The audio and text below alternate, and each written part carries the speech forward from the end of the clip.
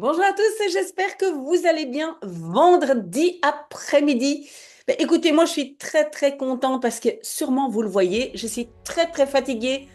Vous le voyez, hein, j'ai une sale tête, j'ai travaillé énormément cette semaine, mais c'était un travail qui était très chouette, mais quand même énormément. Donc je suis très contente. On est vendredi, donc c'est fantastique et on va faire notre petite papote comme d'habitude.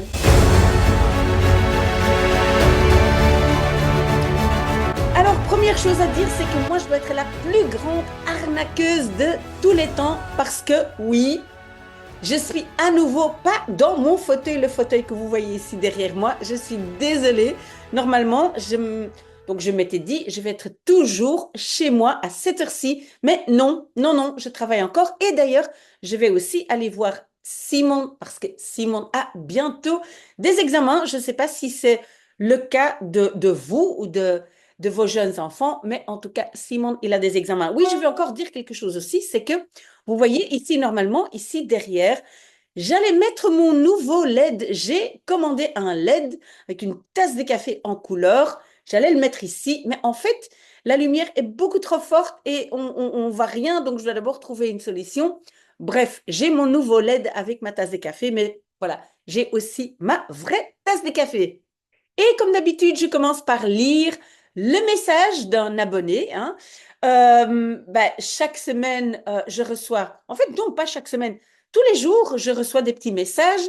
Et donc, chaque vendredi, je vous lis, pardon, un petit message parce qu'il y a quand même des gens qui sont très gentils. Merci à tous ceux qui m'écrivent. Et donc, je lis aujourd'hui le message de Nicolas qui me dit: Bonjour, je n'ai pas spécialement une demande, mais un remerciement. Je souhaite passer mon test Sailor et je suis tombée sur vos vidéos sur YouTube. J'ai du pain sur la planche. J'aime particulièrement vos vidéos de lecture et traduction de livres. Merci beaucoup, Nicolas, et merci de dire merci, de prendre le temps de dire merci. Ça fait vraiment du bien. Et donc, il dit, alors, il continue en néerlandais, il dit, j'espère que mon néerlandais va être au niveau en un an.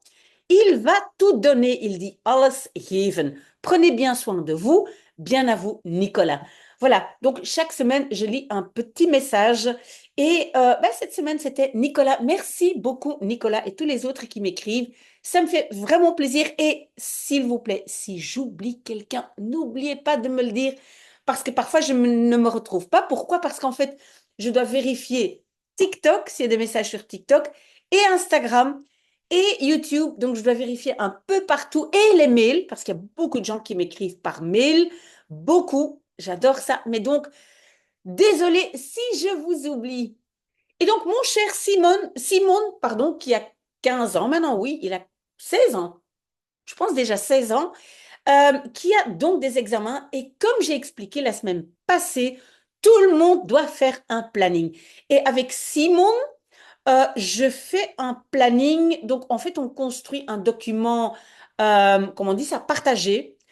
Donc, on fait un Google Docs et c'est un planning partagé. Lui, il met des cours dedans, il met certains éléments dedans qu'il reçoit de ses professeurs. Moi, je mets des choses dedans que je vois sur son smartphone et on fait un planning ensemble. Mais je dois dire que Simon, il devient de plus en plus autonome.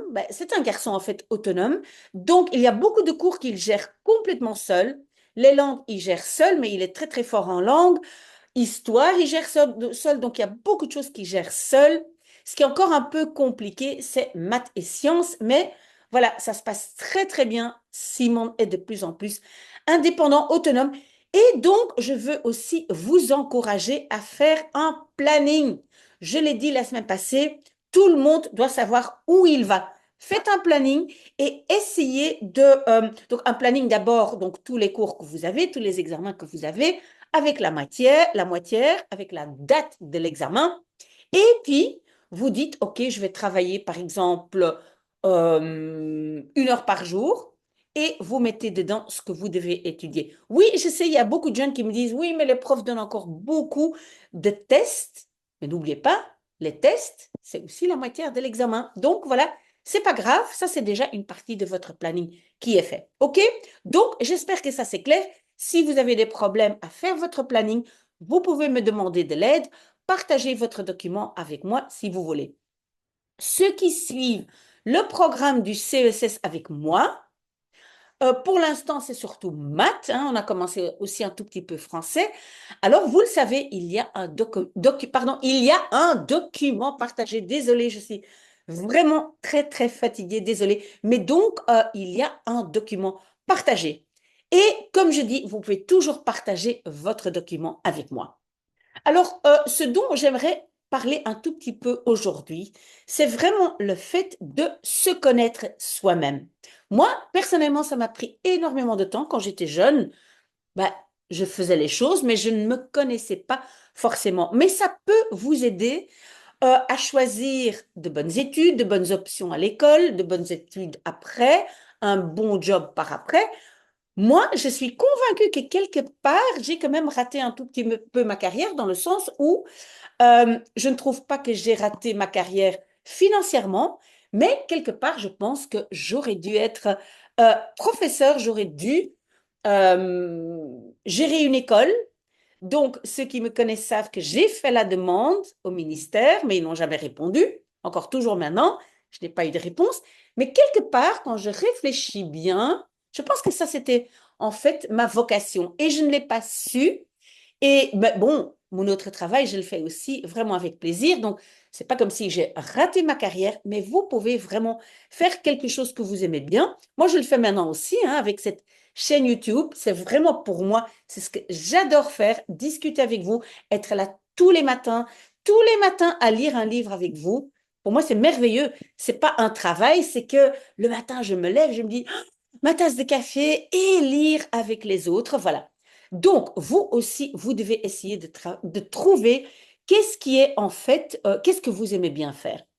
Et moi, je dois dire que vous avez sûrement déjà entendu parler de body shaming, hein. Body shaming, c'est un terme qui, voilà, est assez récent. Et ça veut dire donc que on ne doit pas avoir honte d'avoir le corps qu'on a, hein. Des gens qui sont un peu trop minces ou un peu trop forts ou voilà, on ne doit pas avoir honte du corps qu'on a. Mais moi, je veux ici donc parler pas de body shaming, mais de work shaming. Moi, en fait, quand je réfléchis pendant toute ma vie, j'ai fait envers moi-même un peu de work shaming. Et je veux dire, qu'est-ce que je veux dire par là? C'est qu'en fait, j'ai toujours eu un peu honte de tout le travail que je fais.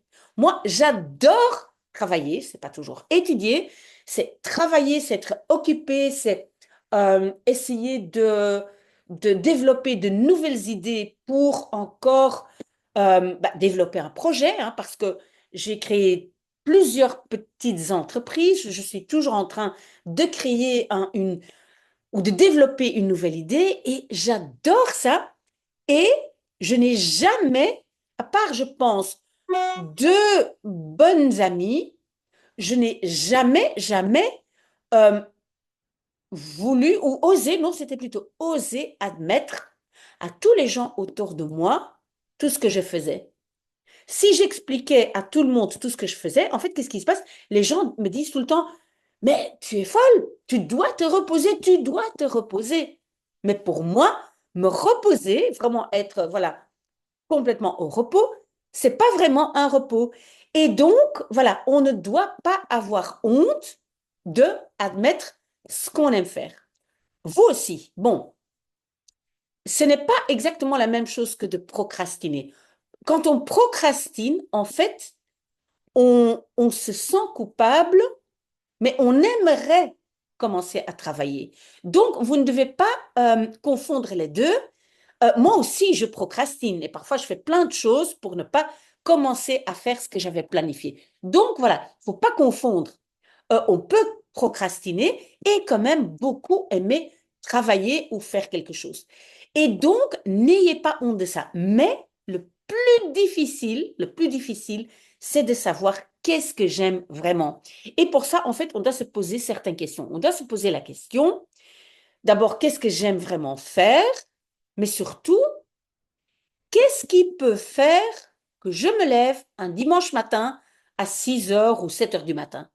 Qu'est-ce qui peut faire que je me lève? Mais moi, je le sais maintenant. Moi, je me lève très tôt le dimanche matin pour faire ma chaîne YouTube. Et vous devez essayer de savoir qu'est-ce qui vous motive à sortir de votre lit. C'est quasiment impossible de dire, ben, en fait, il n'y a rien. Ça, c'est quasiment impossible. Donc, voilà. Une autre question très, très importante, c'est de savoir, est-ce que je préfère faire des choses seule ou avec les autres? Et moi, je dois dire que moi, je veux un équilibre entre les deux. Je ne veux pas tout faire avec les autres. Il y a beaucoup de moments où je travaille seule. Ça ne veut pas dire que je vois ma famille beaucoup, je vois mes enfants, je vois mes amis. Donc, non, non, non. Mais est-ce que quand même, il y a une partie que j'aime bien faire seule? Et ça aussi, c'est important parce que ça va déterminer quel genre de travail vous allez faire plus tard, hein. Si vous aimez être avec les autres et vous vous sentez mieux en travaillant avec les autres, vous allez probablement faire un travail qui est beaucoup plus, on va dire, social, hein. Pour moi, ce n'est pas tout à fait le cas. Une grande partie de mon travail, je le fais seule et j'adore être seule. Ce qui ne veut pas dire que je déteste les autres et que je ne fais rien avec les autres. Mais ça, c'est aussi une question très, très importante à se poser. Mais en vous posant toutes ces questions, qu'est-ce qui est important, c'est que est-ce que, et donc maintenant je m'adresse à nouveau aux jeunes, parce que pour les jeunes, c'est pas toujours facile de déterminer qu'est-ce que je veux faire. Je pense que souvent les jeunes ne connaissent pas tous les systèmes de l'enseignement, parce que parfois on peut commencer par des études, on va dire, un peu plus légères, et puis quand même avoir un très très bon diplôme pour finir. Je donne un exemple. Donc, j'ai une cliente, pardon, avec qui je travaille de temps en temps, et elle, par exemple, quand elle était jeune, elle ne voulait pas faire des études vraiment très très poussées. Elle voulait être cool, beaucoup avec ses amis. Qu'est-ce qu'elle a fait? Elle a fait l'enseignement artistique, qui n'est pas du tout un enseignement facile. C'est un peu comme le général, on a aussi tous les cours, mais on- pour elle, en tout cas pour elle, c'était un peu plus léger. Je pense qu'elle a fait audiovisuel. En fait, je ne sais pas exactement ce qu'elle faisait, mais elle disait que c'était assez light. Elle ne devait pas étudier énormément à la maison. Et puis, par après, elle a fait des études, je pense qu'elle a fait les sciences politiques. Et puis, je pense, est-ce qu'elle a été au Collège de l'Europe? Je ne sais pas exactement, mais en tout cas, maintenant, elle travaille avec les institutions européennes et voilà, elle a un très, très bon job. Donc, ça ne veut pas dire que si on commence un peu plus light, que par après, on ne peut pas quand même aller à l'université, etc., ou haute école ou autre. Donc, je pense qu'il y a beaucoup de jeunes qui ne savent pas que quand on a son CSS, on peut faire ce qu'on veut ici en Belgique. Bon, maintenant, peut-être ça va changer parce que j'ai essayé de comprendre ce qui se passe avec la grève en Belgique, la grève de, je pense que c'était mardi passé, que peut-être les élèves du qualifiant ne pourront plus aller à l'enseignement supérieur. Mais en tout cas, pour l'instant, ce n'est pas le cas. Pour l'instant, si on a son CSS, on peut faire des études supérieures. Donc, parfois, si vous n'êtes pas quelqu'un qui, on va dire, qui aime travailler, faire des devoirs tous les soirs, peut-être vous devez essayer de commencer un peu plus light. Mais donc, pour ça, vous devez très, très bien vous connaître et savoir qu'est-ce que j'aime faire. Et donc, j'ai essayé de parler de ce sujet avec ben, ma classe virtuelle. Donc, je l'ai déjà dit, j'ai des jeunes que je mets dans une classe virtuelle. Moi, j'adore Google et donc je les ai mis dans une classe, ça s'appelle Google Classroom. On peut aussi faire comme ça des meets, on peut se rencontrer. Et donc, c'est un groupe de jeunes et donc, j'ai essayé de discuter avec eux. J'ai fait aussi un Forms, hein, vous savez sûrement ce que c'est un Forms. Donc, on fait une sorte de sondage. J'ai mis plein de questions. Et après, j'ai fait un peu les statistiques de qu'est-ce qui se passe avec les jeunes d'aujourd'hui, qu'est-ce qui les intéresse, comment ils se sentent. Et ce qui est quand même intéressant, ce qui est sorti de là, c'est que, en tout cas, les jeunes, mais bon, c'est un groupe de quoi, 20 personnes peut-être, donc c'est pas représentatif, mais quand même, la plupart des jeunes ne veulent pas de devoirs à la maison. Ils ont difficile à combiner parce que souvent, ils ont un job d'étudiant, ils ont des hobbies et école, donc job, hobby, école. Ils ont très difficile à combiner tout ça. Donc, le soir, après l'école, ils n'ont pas trop envie d'étudier, la majorité, hein, pas tout le monde. Et ils ont aussi énormément de stress. Les jeunes ont énormément de stress. Et quand même, quand moi, j'ai vu les résultats de tout ça, je me suis dit, ben, en fait, la société est quand même en train de changer. Je pense vraiment, et donc ça, c'est dans mon projet d'école que je n'aurai jamais probablement, mais bref, dans mon projet d'école, on n'a pas cours du matin au soir, enfin, on a cours de, on va dire, de 8 à 4, mais il y a beaucoup de moments intégrés pour travailler seul et pour ne pas avoir des devoirs à la maison le soir. Bon, ceci dit, c'est pas moi qui ai inventé ce système. Il y a déjà beaucoup de pays qui le font. Je sais que mon petit Simon, je ne sais plus comment ils appellent ça dans son école, mais il a des moments, je pense que c'est flex quelque chose. Il m'a dit, il y a des moments qui sont intégrés où il étudie, où il travaille et il dit quand même que il n'a quasiment pas de travail à la maison, sauf évidemment quand il a des examens. Donc, voilà, ce n'est pas moi qui ai inventé ça, mais beaucoup de jeunes veulent avoir des moments en autonomie, pardon, pour étudier à l'école et ne plus avoir de devoirs à la maison. Ça, c'est une chose qui est sortie de là. Alors, un petit mot sur le stress. Ça, c'est une chose très importante.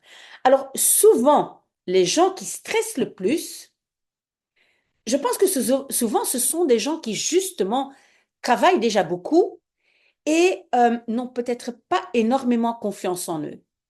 Mais pour tout le monde, que vous soyez bon, bon point, pas bon point, pour tout le monde, et ça c'est vraiment prouvé, on a fait des statistiques là-dessus, qu'est-ce qui diminue le stress le plus? Ce sont les compétences. Ça veut dire plus je suis compétent, plus je connais la matière, plus je travaille et je maîtrise, moins j'ai de stress. Donc, vous ne devez pas oublier ça. Il y a des gens qui stressent par nature, hein, comme par exemple ma propre fille, c'est une grande stressée alors qu'elle travaille énormément, elle a toujours des bons résultats, elle est très très bonne en ce qu'elle fait, hein, je ne dis pas en tout, mais en ce qu'elle fait. Pourtant, elle est tout le temps stressée. Donc, ça peut être un manque de confiance. Mais en général, le stress diminue, plus les compétences augmentent, plus on connaît son domaine. D'accord? Donc, n'oubliez pas ça. Donc, ça veut dire quoi? Pour être moins stressé, je fais quoi? Je me mets au travail. Alors, un dernier élément dont je veux parler, j'en ai déjà parlé un peu avant, mais ce que je veux vraiment dire aux jeunes, pardon, c'est qu'il y a beaucoup de jeunes qui disent, ah, mais en fait, c'est pas ma faute. C'est le professeur, c'est ceci, c'est cela, je n'ai pas eu le temps, etc. Ça, ce n'est jamais une excuse. Et pourquoi ce n'est jamais une excuse? C'est parce que la seule personne qu'on peut, qu'on pourrait changer, c'est soi-même. Donc, vous ne pouvez pas changer les profs, vous ne pouvez pas changer votre école, vous ne pouvez pas changer la direction de l'école, vous pouvez uniquement changer vous-même.